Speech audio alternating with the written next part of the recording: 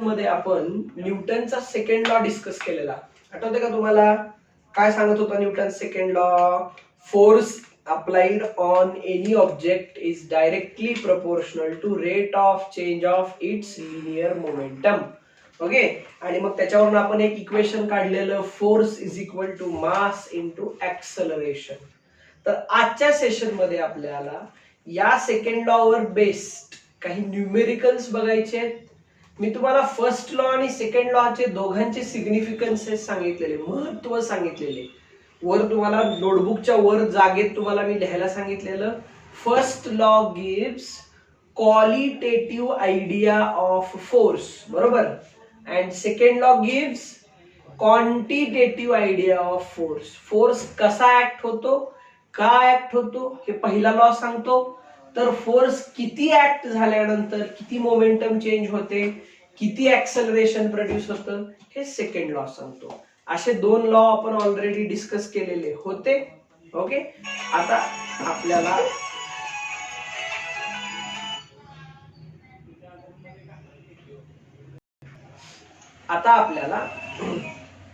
Second law वर based काही numerical solve करायचे आहे. ओके, तर बघा, एक क्वेश्चन मी सांगतो, तुम्ही लिहून घ्या. सायमल्टेनियसली मी पण इथं लिहितो. Okay, write down. न्यूमेरिकल सोडवतोय आपण. अ कार, लिहा क्वेश्चन लिहा. अ कार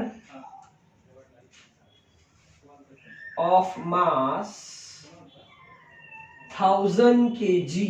क्वेश्चन लिहा. A car of mass 1000 kg moving on road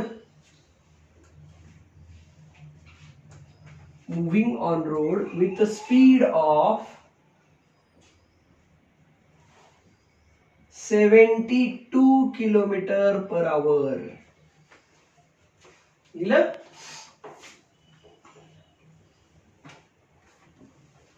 A driver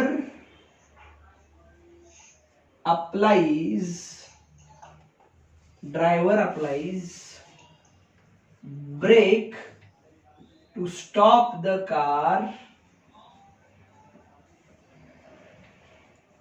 within 10 seconds. What amount of opposing force should be applied on car? काय question आहे बघा.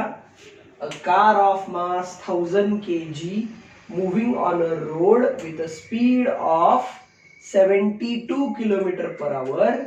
Driver applies brake to stop the car within how many seconds, बाळांनो? Within 10 seconds. What amount of opposing force should be applied on car? Numerical सगळ्यांच्या notebook मध्ये question लिहिलेला पाहिजे. आता मी तुम्हाला याचं सोल्युशन देतो. ओके, मी क्वेश्चन पुसतो, ठीक आहे. व्हॅल्यूज मला माहिती आहेत, मी व्हॅल्यूज लिहितो गिव्हन सगळ्या. ओके, न्यूमेरिकल एक्सप्लेन करतो, हे एक न्यूमेरिकल मी सोडवून देतो. पुढचं सेम काइंड ऑफ न्यूमेरिकल तुम्हाला सोडवायचं आहे. ओके बाळांनो, मला सांगा पहिल्यांदा गिव्हन काय काय आपल्याला सांगा. न्यूमेरिकल सोडवत असताना, फिजिक्स मध्ये न्यूमेरिकल सोडवत असताना पहिल्यांदा आपल्याला गिव्हन हा शब्द लिहावा लागतो. दिलेलं काय आपल्याला? सगळ्यात पहिल्यांदा काय दिले सांगा मला? मास ऑफ कार दिले बघा. किती दिले सांगा? 1000 kg. ओके, त्याच्यानंतर कारची इनिशियल स्पीड दिली. किती दिली सांगा? 72 किलोमीटर पर आवर, बरोबर का? आता लक्ष द्या, ही स्पीड म्हणा किंवा व्हेलॉसिटी म्हणा आपल्याला किती दिलेली आहे? 72 किलोमीटर पर आवर. पण बाळांनो मला एक सांगा, आपण स्पीड किंवा व्हेलॉसिटी याचं एसआय युनिट कुठलं वापरतो? Metre per second. कुठलं वापरतो? पण हे आपल्याला कशात दिलंय सांगा? मीटर पर सेकंड मध्ये दिलंय का? तर नाही, हे आपल्याला किलोमीटर पर आवर मध्ये दिलेलं आहे. मग यासाठी आपल्याला काय करावं लागेल? या किलोमीटर पर आवरला मीटर पर सेकंड मध्ये कन्व्हर्ट करावं लागेल. ऐका लक्ष देऊन, माईक सगळ्यांनी म्यूटच ठेवा पहिल्या न्यूमेरिकल पुरता. मी पुढच्या न्यूमेरिकलच्या वेळेला तुम्हाला क्वेश्चन विचारेल, तुम्ही फक्त ऐका मी काय सांगतोय. मी सगळ्या स्टेप्स तुम्हाला सांगतो. Keep your mics mute.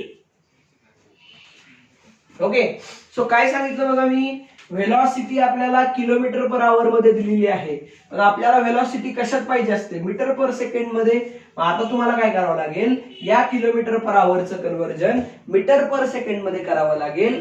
Kilometre per आवरचं conversion metre per second मध्ये करण्यासाठी मी एक शॉर्टकट सांगतो तुम्हाला.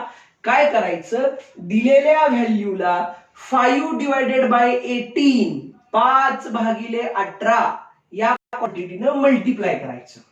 म्हणजे असं बघा, u is equal to 72 into कितीने मल्टिप्लाय करायचं, 5 divided by 18 metre per second. दिलेली स्पीड कशामध्ये होती, किलोमीटर पर आवर मध्ये. मी कशात कन्वर्ट केलं, मीटर पर सेकंड मध्ये. कसं केलं कन्वर्ट, त्यासाठी काय केलं मी, दिलेल्या व्हॅल्यूला 5/18 न मल्टिप्लाय केलं. मग आता कॅल्क्युलेशन काय येतील बघा, 18 1 18, 18 चौक 72, 4 5 20, म्हणजे u इज इक्वल टू किती आलं बघा, 20 मीटर पर सेकंड. ही आपल्याला कारची इनिशियल व्हेलॉसिटी दिलेली आहे.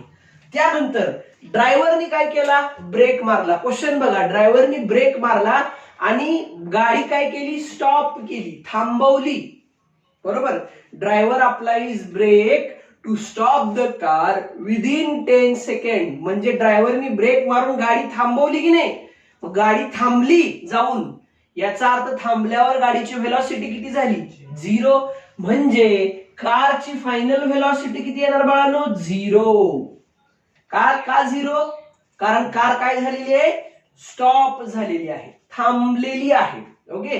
न्यूमेरिकल अगोदर व्यवस्थित बघा, शेवटी तुम्हाला त्या न्यूमेरिकल बद्दल काय डाऊट असेल तर मला विचारा. त्यानंतर गाडी थांबायला वेळ किती लागला बाळांनो, 10 सेकंड्स. मग काय प्रश्न विचारलाय आपल्याला, काय काढा, फोर्स काढा, असा प्रश्न विचारलेला आहे. ओके. आपल्याला फोर्स काढा म्हणून सांगितलं की नाही.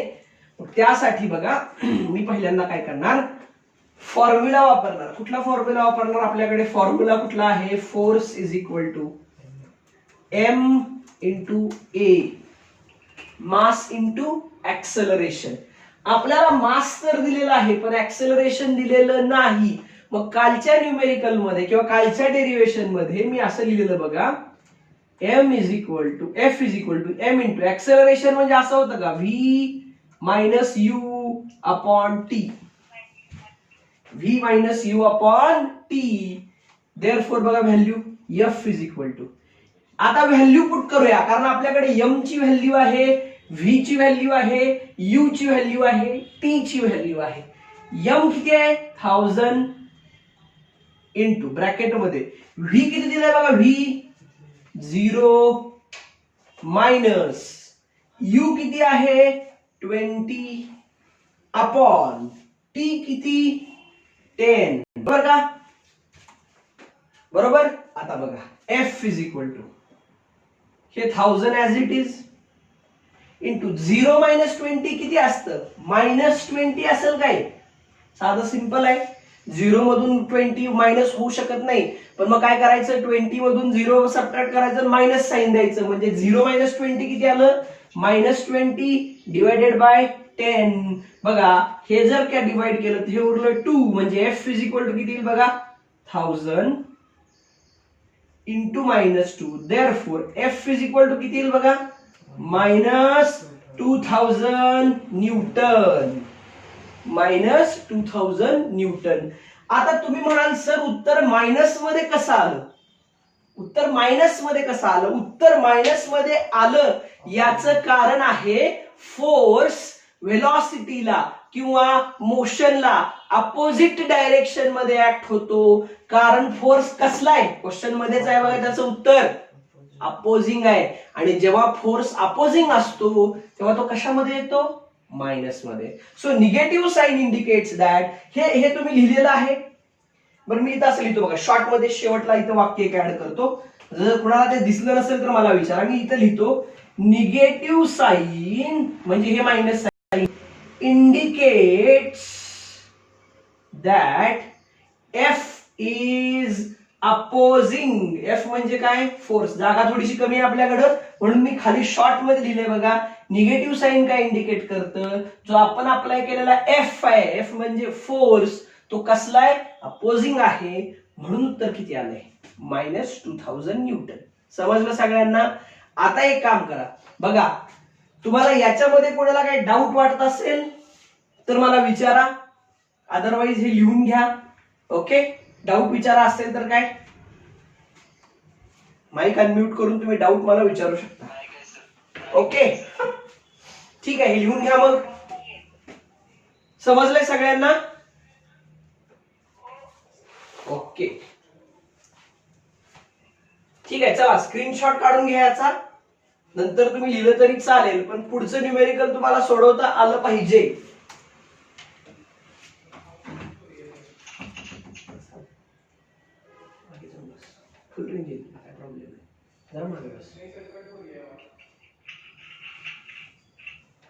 ओके चला, मग आता पुढचं एक न्यूमेरिकल तुम्ही सोडवायचं. Right down question. हे लिहून घ्या. ज्यांना लिहून घ्यायचे त्यांना, ज्यांना स्क्रीनशॉट मारायचं त्यांनी स्क्रीनशॉट मारून घेतला तरी चालेल. ओके चला लिहा क्वेश्चन नेक्स्ट. आता थोडासा वेगळा क्वेश्चन देणार, एकदम थोडासा वेगळा देणार. लिहा खाली. अ car of mass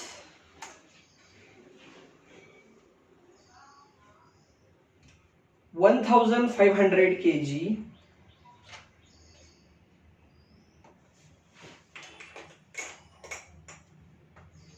initially at rest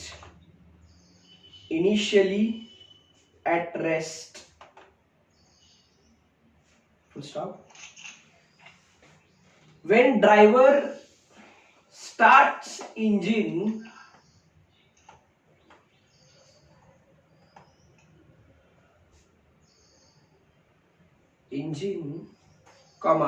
engine applies force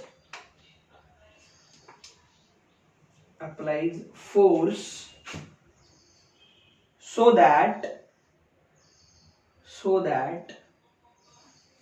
car starts moving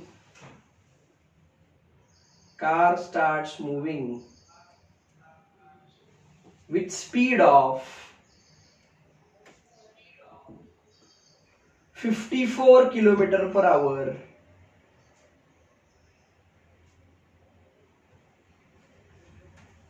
in 20 seconds. Calculate force applied by engine. लिहिला क्वेश्चन.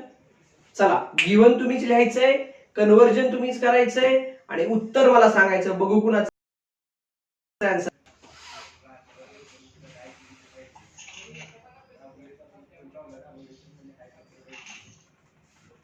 टाइम किती दिला रे? 26.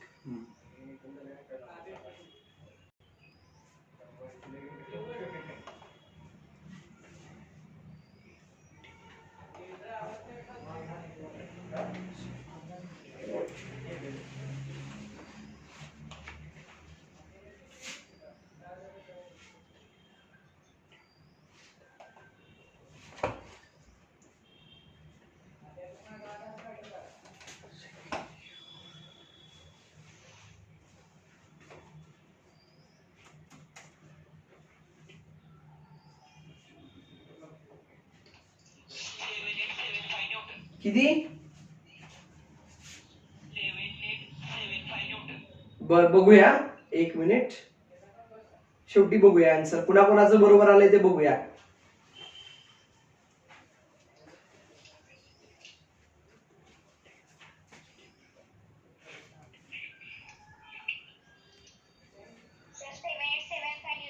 बरोबर, व्हेरी गुड.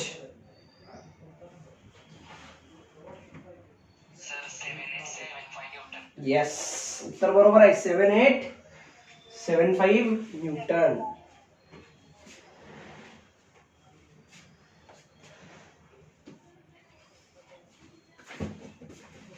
मागे 11चं पुस्तक आहे.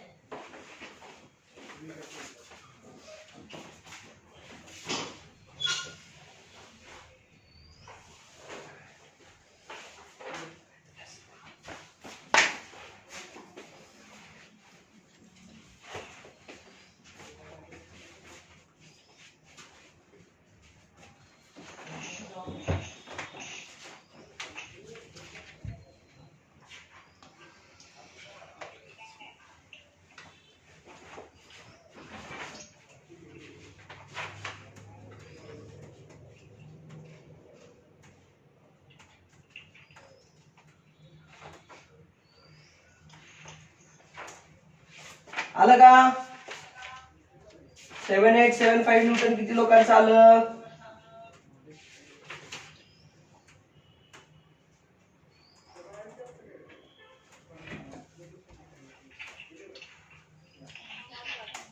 बरोबर. ओके, चलो व्हेरी गुड.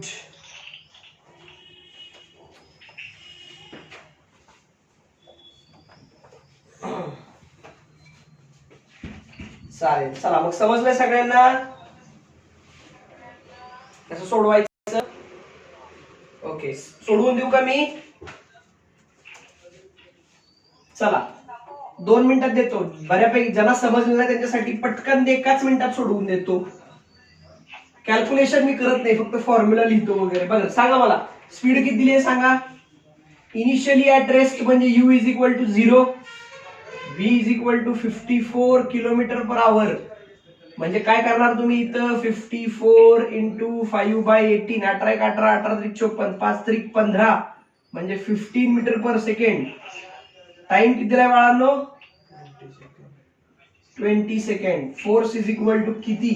फॉर्म्युला असा वापरणार, F is equal to m into v minus u upon t. Direct वापरणार का फॉर्म्युला? 1050 into 15 minus 0 upon 20. बरोबर का? म्हणजे 1500 इंटू 15 डिवायडेड बाय 20. बरोबर. बघा मग हे 0 गेलं. 150 इंटू हे डिव्हिजन किती? 7.5 येईल का?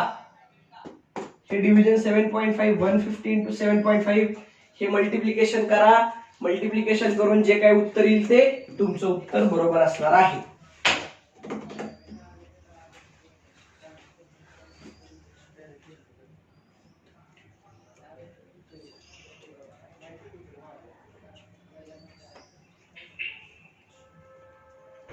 ओके, चल अजून एक सोडवणार का? पुढचा पॉइंट घेऊया.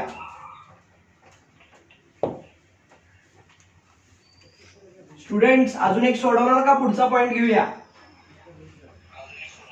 अजून एक सोडवणार नक्की? ओके, चला लिहा, write down.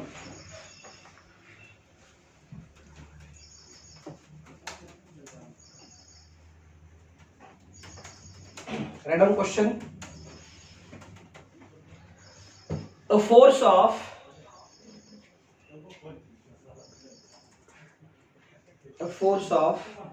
2000 Newton is applied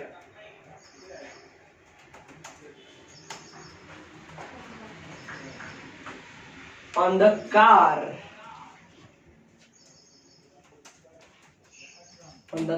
of mass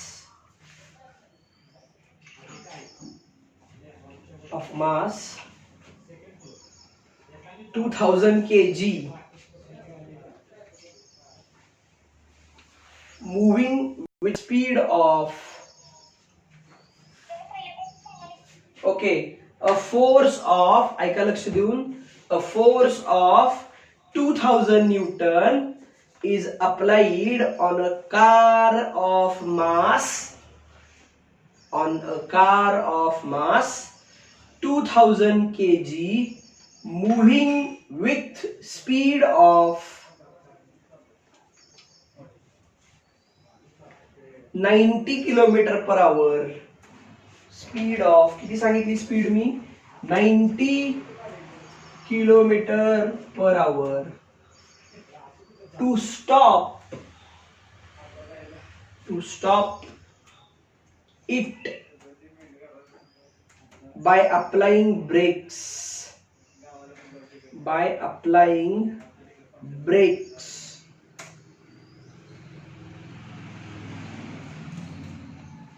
What time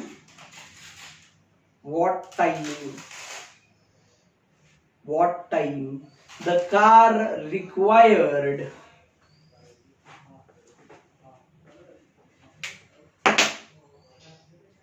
to stop. चला सोडवा. आता थोडस वेगळं दिलेलं आहे पहिल्यापेक्षा. हा बोला. येस,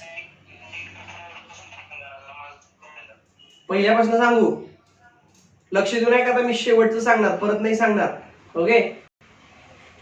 अ कार ऑफ मास नाही, a force of 2000 Newton is applied on a car of mass 2000 kg moving with a speed of 90 km per hour to stop it by applying brakes.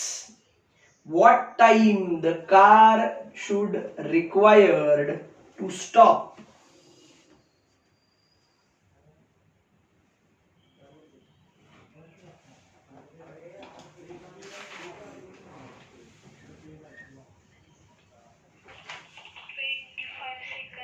किती?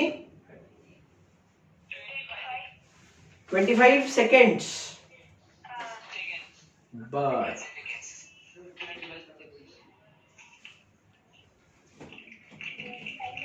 25 seconds. बघूया किती लोकांचं बरोबर येते. 25 seconds. Very good. सोडवले बऱ्यापैकी लोकांनी.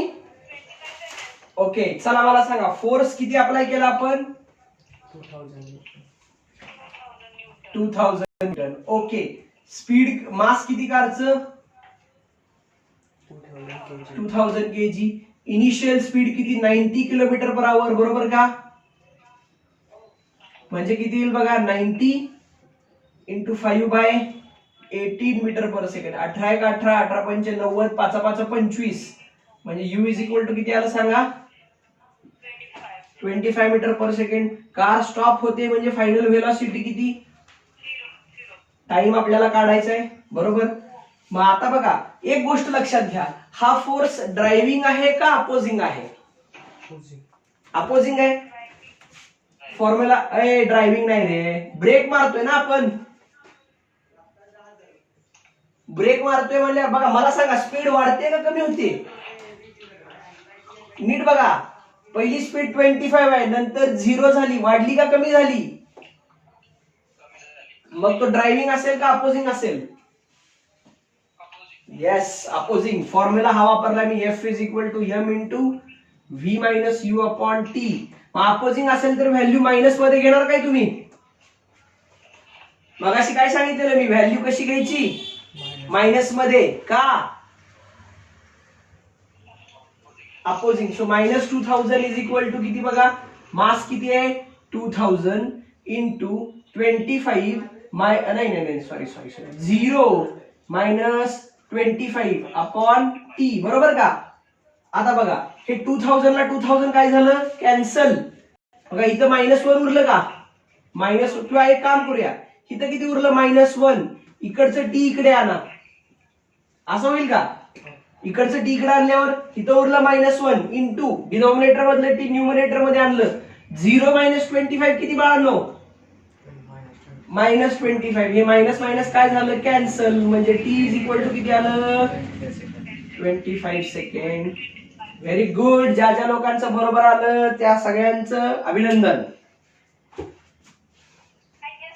ओके, म्हणजे न्यूमेरिकल्स तुम्हाला सुटतात. तर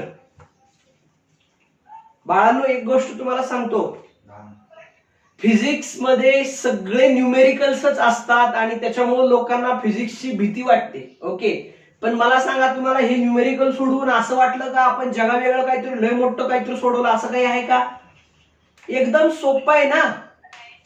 फक्त आपल्याला 4 बेसिक, मी सांगतो तुम्हाला, जर फिजिक्स मध्ये न्यूमेरिकल तुम्हाला सोडवायचे असतील तर तुम्हाला 5 गोष्टी आल्या पाहिजेत. किती? 5. कुठल्या कुठल्या मी तुम्हाला सांगतो, ऐका. लोकांना वाटतंय कितीच अवघड आहे फिजिक्स, पण फिजिक्स जर सोपं करून घ्यायचं असेल, न्यूमेरिकल सोडवायचे असतील तर तुम्हाला किती गोष्टी आल्या पाहिजेत? 5. कुठल्या कुठल्या बघा.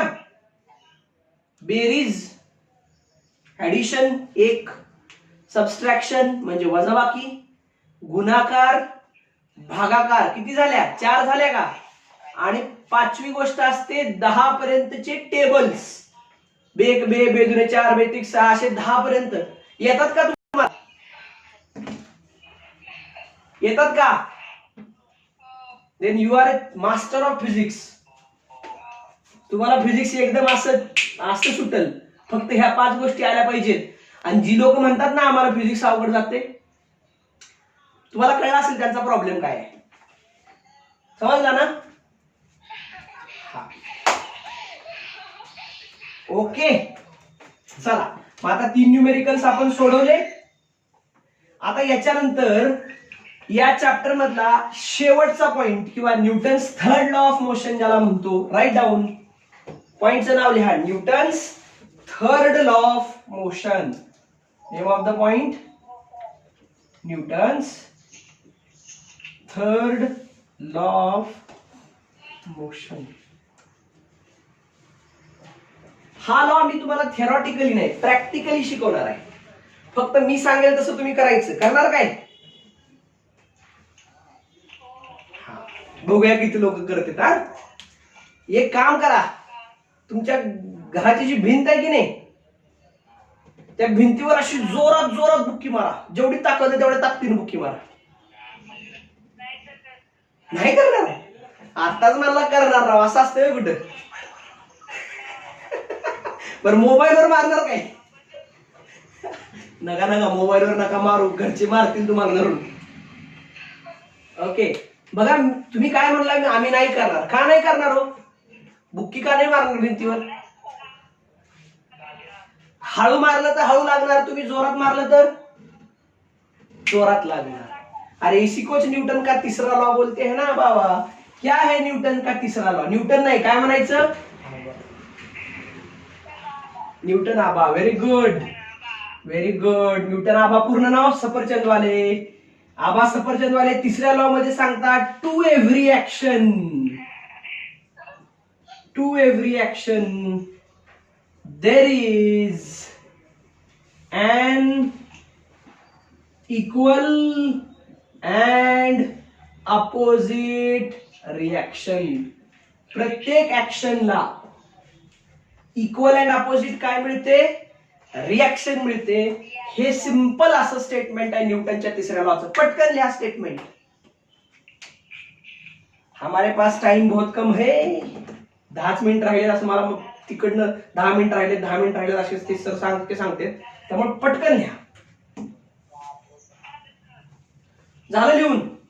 कसली स्पीड आहे राव पोरांची. 7 राहिले मिनिट.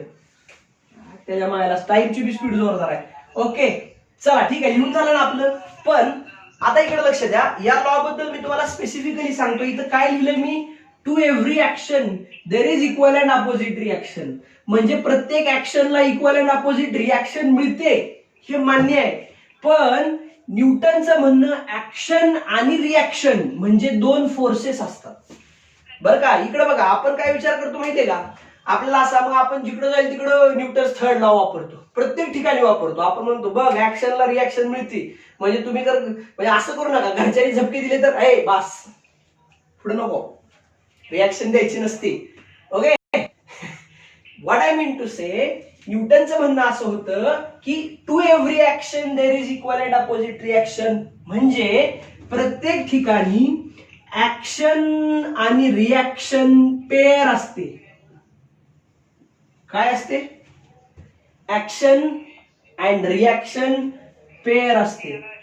जोडी, पेअर म्हणजे जोडी. त्याचं म्हणणं असं असतं की नेचर मध्ये सिंगल फोर्स, ऍक्शन म्हणजे पण फोर्सच आणि रिएक्शन म्हणजे पण फोर्स.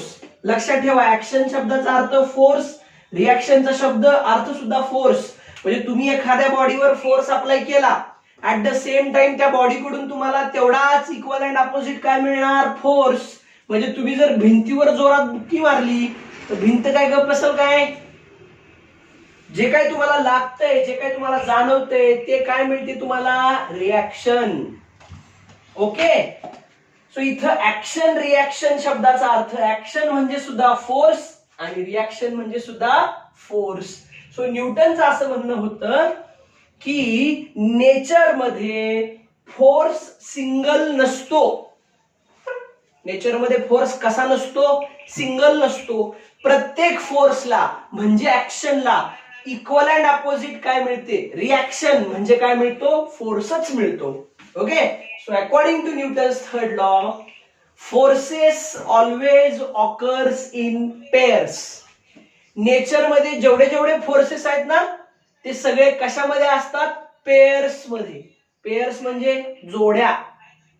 आपण जोडलो नाही, एक कॉलम इकडे असतो, एक कॉलम इकडे असतो, प्रश्न असतो परीक्षेमध्ये जोड्या जुळवा. तुम्ही वेगळ्या वेगळ्या जुळवता तो विषय वेगळा. मुद्दा असा आहे प्रत्येक ऍक्शन ला इक्वल अँड अपोजिट काय मिळत असते, रिॲक्शन मिळत असते. समजलं सगळ्यांना, स्टेटमेंट समजलं. अजून एक तुम्हाला मी याच्याबद्दलचा गैरसमज काय असतो लोकांचा सांगतो. म्हणजे जनरली आपला होतो असा, आपण काय म्हणतो प्रत्येक ऍक्शनला रिॲक्शन असते, बरोबर. म्हणजे आपलं काय काय आपल्या डोक्यात काय फिक्स होतं माहितीये का, अगोदर काय ऍक्शन आणि मग त्याला मिळेल रिॲक्शन. म्हणजे अगोदर कोण, ऍक्शन मग रिॲक्शन. असं नसतं, असं नसतं. ऍक्शन आणि रिॲक्शन एकाच वेळेला असतात. म्हणजे अगोदर ऍक्शन मग रिॲक्शन, थोड्या वेळानंतर रिॲक्शन, असं नसतं. Action and reaction take place at same time. Action and reaction take place at same time. Okay. लय डोक्याचं दही करून घेऊ नका.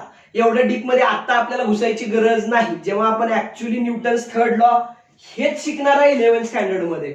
11th स्टँडर्डचे टेक्स्टबुक जर तुम्ही बघितलं तर हेच स्टेटमेंट असणार जे मी तुम्हाला सांगितलंय. ओके. ही डिटेल मध्ये 11th स्टँडर्ड मध्ये आपल्याला शिकायचं. आता फक्त लॉचं स्टेटमेंट समजलं का, काय आहे, to every action equal there is equal and opposite reaction. Statement लिहिलं, खाली असं लिहा, खाली असं लिहा, खाली असं लिहा. दिस मीन्स, खालच्या ओळीला सेपरेट नोटबुक सेपरेट लाईन मध्ये, this means forces always occurs in pairs.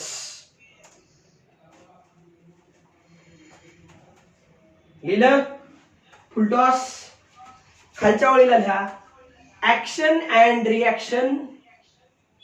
खालच्या ओळीला लिहिणार तुम्ही action and reaction both take place at same time. Action and reaction both take place at same time. Okay बाळांनो, आपला time आता संपत आलेला आहे. ते सर नुसतं 1 मिनिट 2 मिनिटं असं करते, त्याच्यामुळे आता ब्रेक मारला पाहिजे, आपण आपली गाडी थांबवली पाहिजे. फोर्स चॅप्टर मध्ये आपण फोर्सची डेफिनेशन बघितली, फोर्सचे इफेक्ट्स बघितले, फोर्सचे प्रकार बघितले, इनर्शिया कशाला म्हणायचं, इनर्शियाचे प्रकार बघितले. त्याच्यानंतर न्यूटनचे टोटल 3 लॉ बघितले, फर्स्ट लॉ, सेकंड लॉ आणि थर्ड लॉ. एवढं सगळं बघितल्यानंतर इंट्रोडक्शन टू फोर्स किंवा डायनॅमिक्स ऑफ मोशन ज्याला नाव दिलेलं आपण चॅप्टरला, तो चॅप्टर बेसिक त्याचं इथं संपत आहे. पुढच्या सेशन पासून आपल्याला नवीन एक चॅप्टर सुरू करायचं आहे, नवीन एक पॉइंट सुरू करायचं आहे, ज्याचं नाव असेल फ्रिक्शन. फ्रिक्शन आम्ही मराठीमध्ये आपण घर्षण असं म्हणतो. ओके. ते फ्रिक्शन काय असतं, कशाला म्हणतात, ते कशासोबत खात नाहीत, उगा असंच म्हटलं मी. काय असतं ते आपल्याला पुढच्या सेशन मध्ये बघायचं आहे. या पुढच्या सेशन मध्ये. तोपर्यंत जय हिंद, जय महाराष्ट्र.